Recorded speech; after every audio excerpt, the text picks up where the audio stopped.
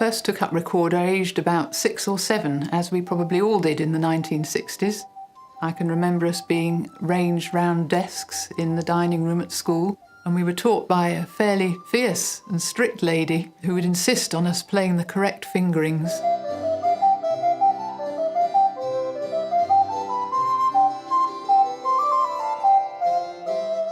We had probably got as far as playing 3 blind mice, which means playing B-A-G on the descant recorder. And at home during the week, I had discovered that if I put one finger down on my right hand, I could get an F natural note. And so when I demonstrated this the following week with great pride, it didn't go down very well because the correct fingering on the descant recorder for F natural is to have 3 fingers down. And my little exploration on my own wasn't really appreciated. Then I moved on to my senior school, and again for the first 2 years we did recorder in class. And I can remember on the first day we all trooped into the common room and sat down on the floor. Some of the class were going to be playing violin, and I had been told by my mother that I was to learn violin. Leaning over the grand piano with a colleague was a rather fearsome-looking lady, Mary Green. I first met Sarah at St Audrey's when her class was being divided up as to who played recorders or instruments for the band or violin. And when it came to my turn, I was asked what instrument would I like to play, and I said I'd like to do the violin, please. Because she had a tenor recorder, I thought that was a good idea if she went on with the recorder. And she just said to me, "No, you're staying here because you've got a big one." So that was that. I was in the recorder class. But it didn't take me very long to realise that this rather fearsome-looking lady was extremely kind and helpful, and because I liked her, I used to practice quite a lot in my free time. And our friendship actually continues to this day, and once or twice a year we get together and we have a jolly good playing session and we have a really good time together.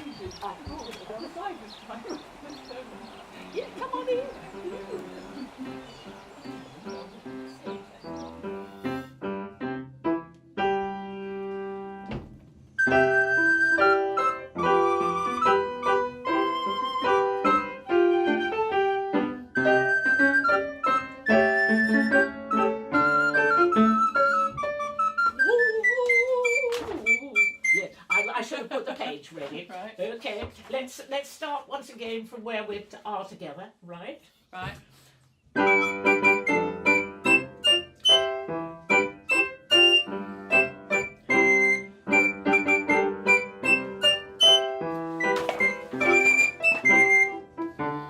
Oh, wait a minute.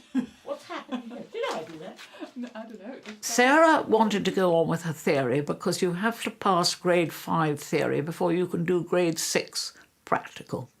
So we did it by post. I started with grade 4 recorder, and she took me all the way up with a lot of help and encouragement over the years to taking my performance certificate with Trinity College. We went up to Taunton for these exams, and she won a prize for the highest result in grade 5 theory. So she was then able to take grade 6. And then she went off to another school and took grade 8 there. But I remember being very thrilled when I heard she got grade 8.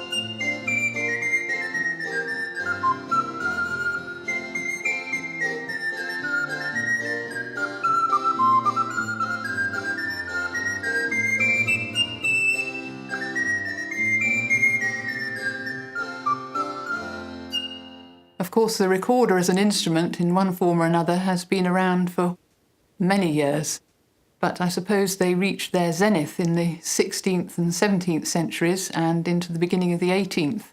And then they really fell out of favour until the beginning of the 20th century, when Arnold Dolmetsch did a lot of work to revive their popularity. You will rarely hear a recorder played with a full orchestra because their tone is quite soft, and they would be drowned out by the sound of the modern instruments in the orchestra. Having said that, you can actually get a recorder orchestra, and there you would see the main 5 recorders and also possibly a great bass and a contrabass, which actually look rather like telegraph poles. I suppose what you would call the main consort of recorders is made up of 5 instruments, and I have an example of each one of them here. The highest one in pitch is the little sopranino recorder, which is in the key of F, and I suppose it is what would be the equivalent of a piccolo in an orchestra.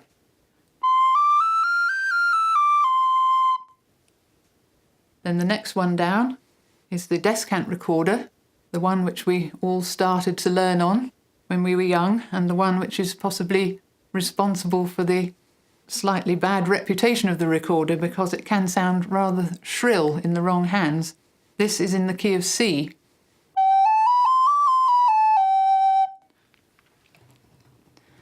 Next one down is the treble recorder, and that's in the same key as the sopranino, so in the key of F.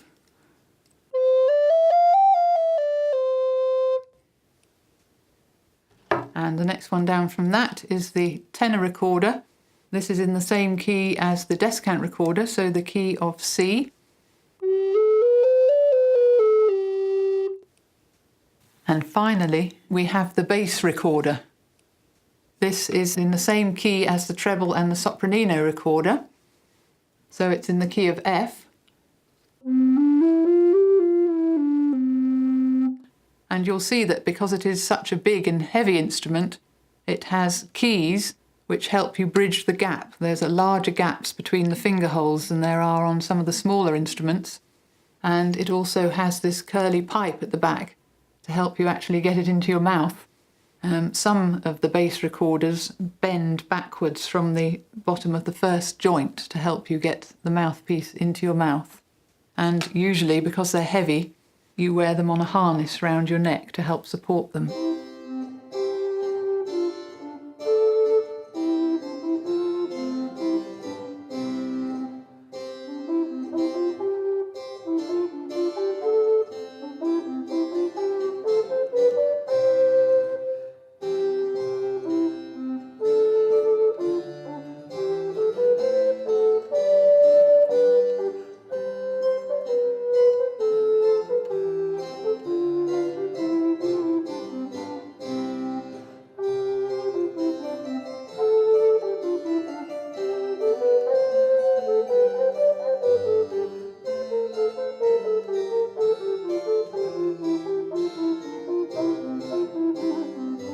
On a recorder you can get about 2 and a bit octaves, so I can start on the F below middle C here.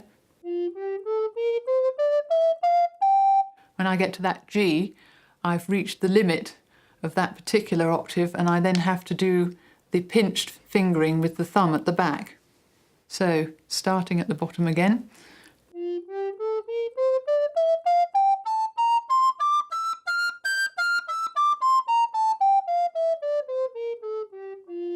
You can go a little higher, but you need to use special fingerings or sometimes even block the end hole up with your knee, which can be quite a challenge if you're playing in public, playing in a fast passage, and you suddenly have to put your knee up.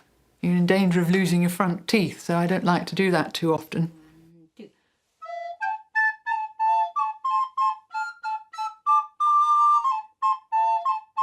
Of course, to be proficient on any instrument, you're meant to do quite a lot of practice, and I'm afraid I'm rather lacking in that department. I tend to find it doesn't really matter what I practice. I don't have to practice the pieces that I'm going to be playing in the concert. It's more a question of keeping your fingers moving, keeping your tongue and your fingers coordinated. And if you haven't played for a while, you definitely notice that your tongue and your fingers are not coordinated, and even your fingers can do things which you just don't intend them to do.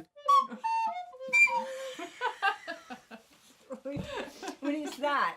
1, 2, pip, 1, 2, pip, and then yes. Let's do that. When I'm again. performing in front of an audience, I often wonder why I said yes in the first place, because it is terrifying. But then, if it goes well and the audience applauds you, it is a very nice feeling, and I do actually quite enjoy the actual sensation of playing quite a fast piece and feeling my fingers falling into the correct position and producing the correct sounds. Of course, it can be fatal if while you're playing these pieces, you start thinking about your finger patterns or thinking about anything other than what you're playing, and then you will go wrong.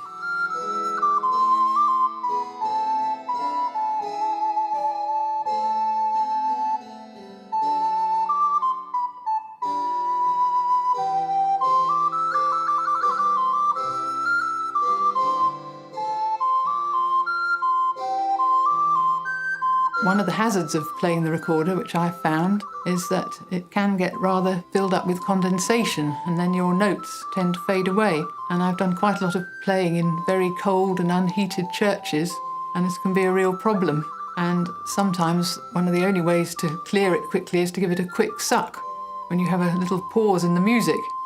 And I can remember doing this, and as I gave the quick suck, something small shot into my mouth. And I thought, well, can't do anything about it, got to carry on playing. When I came to the end of the sonata, I discreetly removed the object from my mouth and discovered that it was some kind of small beetle, which had obviously been quite happy inside my recorder, maybe eating away at the wood, I don't know, but I had dislodged it.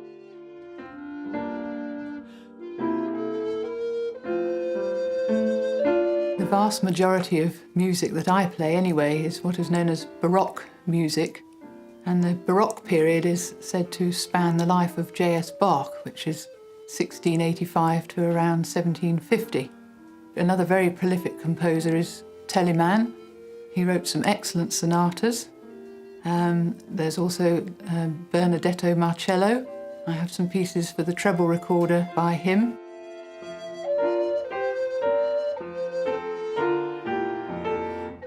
Of course, there are pieces which will go out of range of a recorder. For instance, if you're playing music that was originally written for the flute or the violin, they have a much larger range of notes than the recorder.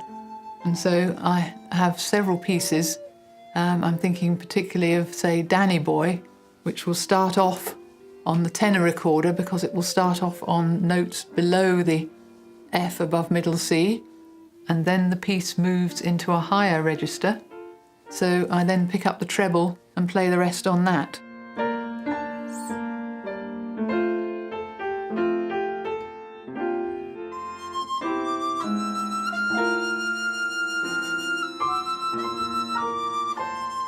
And when I get to the end of that piece, there is in fact a note which is beyond the normal range of the treble, and then I have to put the bell key, as we call it, on my leg to block the hole to get that note.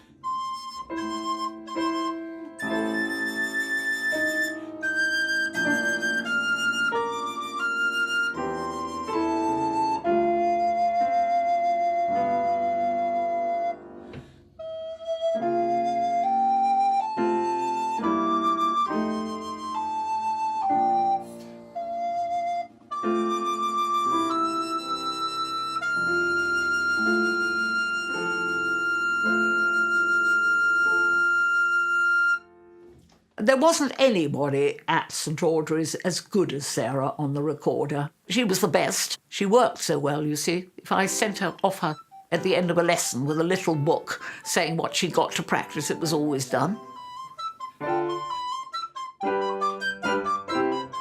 I think she's done terribly well, especially that, she hasn't got as much time always as she'd like to give to it. In fact, I wanted her to do music. I felt she was good enough, and so did Uncle Hugh. Thought you should be at music college. We both did.